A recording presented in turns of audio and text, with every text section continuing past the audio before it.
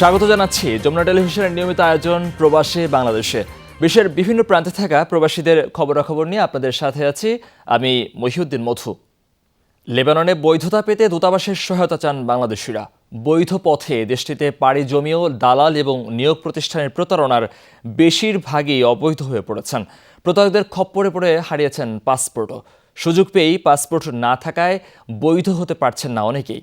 সংকট সমাধানে দূতাবাসকে এগিয়ে আসার অনুরোধ তাদের। লেবানন থেকে সহকর্মী বাবু সাহার প্রতিবেদনে বিস্তারিত। ভয়াবহ অর্থনৈতিক বিপর্যয়ের কারণে গত কয়েক বছরে বিপুল সংখ্যক বাংলাদেশি লেবানন ছেড়েছে। সংকট মোকাবেলা করেই এখনও টিকে আছেন ৮০,০০০-এর মতো প্রবাসী, যদিও এদের বেশিরভাগই অবৈধভাবে বসবাস করছেন দেশটিতে। বৈধ পথে লেবানন পাড়ি জমালেও দালাল আর অসাধু নিয়োগকর্তাদের খপ্পরে পড়ে কাজ ও পাসপোর্ট হারিয়ে তারা এখন অবৈধ।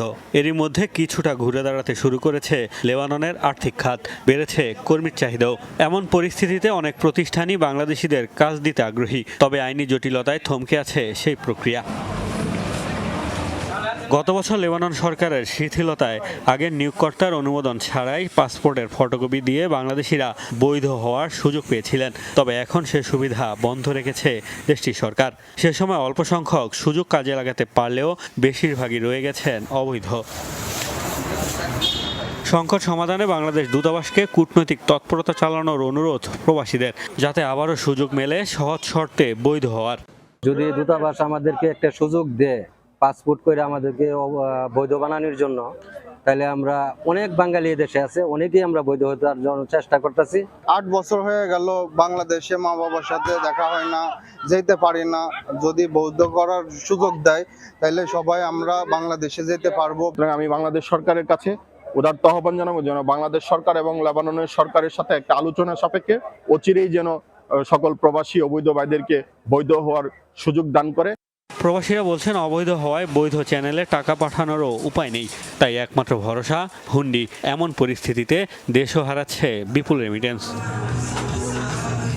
মোস্তফা মাহমুদ, যমুনা নিউজ। বাংলাদেশের অর্থনীতিতে গুরুত্বপূর্ণ অবদানের স্বীকৃতিস্বরূপ সংযুক্ত আরব আমিরাত প্রবাসী ৩১ বাংলাদেশিকে দেওয়া হয়েছে সিআইপি মর্যাদা।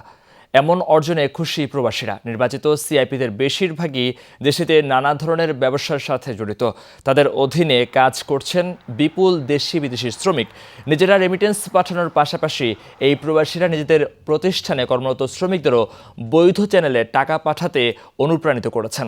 গত ২১ নভেম্বর ২০২১ সালে সর্বোচ্চ বৈদেশিক মুদ্রা প্রেরণকারী ৮৫ জন প্রবাসীকে সিআইপি নির্বাচিত করেছে সরকার। এর মধ্যে ৩১ জনকে আরব আমিরাতের বসবাসরত। তাদের এই অর্জনে খুশি দেশটিতে বসবাসরত অন্য প্রবাসীরাও। আমরা বৈধ পথে চ্যানেলে টাকা রেমিটেন্স পাঠাই, তো দেখা যাচ্ছে এগুলো আগে এরকম ছিল না। কেউ 100 মিলিয়ন পাঠাইতেছে আর সর্বনিম্ন মূল্য কত $100,000। তো একই ভ্যালু দেয়, কেউ 10টা ইন্ডাস্ট্রি, কেউ একটা ইন্ডাস্ট্রি। বৈধ পথে রেমিটেন্স পাঠিয়ে সিআইপি হওয়ার এই যে অনুভূতি, এই অনুভূতি সবার মধ্যে ছড়িয়ে যাক। আমার প্রবাসী বাঙালিরা বৈধ পথে রেমিটেন্স পাঠিয়ে দেশের অর্থনীতিকে সমৃদ্ধ করুক।